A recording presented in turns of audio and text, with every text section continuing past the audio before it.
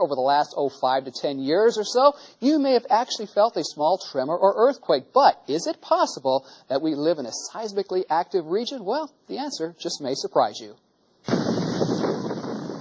Earthquakes, a phenomenon that many of us here in the Northeast don't often think about. But there have been at least a dozen moderate quakes in the region since 1975, and hundreds of smaller quakes since the early 1600s. The largest quake that has been recorded in this area is rated about 7 on a Richter scale, though it's difficult to, looking at the seismic records of that age, whether or not they really compare with a 7.0 that we would do today. Although there have been many earthquakes felt across the U.S., including the Northeast, the majority of the big and small quakes have been felt right here along the coast of California.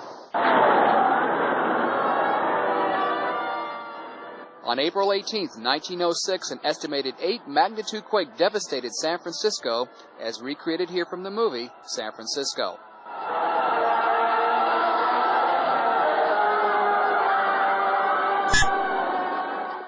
The city burned for over 3 days and was for the most part destroyed.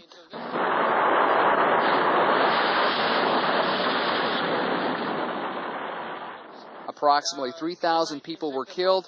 Damage came to over $400 million, and that's in 1906 dollars. Anyone who was a candlestick at 5:04 yesterday afternoon had to have been all shook up. On October 17, 1989, the Bay Area was hit again with a 7.1 quake that came as ABC was about to broadcast Game 3 of the World Series. Folks, that's the greatest open in the history of television, bar none. ABC 22's Eric Green was working at a local Bay Area station when the earth shook.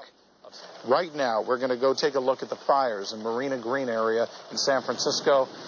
As they said in 1906, it wasn't really the earthquake that caused most of the damage. It was the problems with the gas. 68 people lost their lives. Total damage was between $6 and $7 billion. We know that California is on a major plate boundary, and the Pacific plate is actually slipping north relative to North America along a major plate boundary. As the stress reaches a particular point, it will finally break. This breakage has been occurring at different spots along the San Andreas Fault. You can actually see where the rocks have slipped, the low point being right here and the high point way up there. Even though there is no major fault system in our region, is it still possible that we could be hit by a quake similar in magnitude to those out west? The chances are very, very slight, but the possibility is always there because we have several zones of weakness that need to be considered.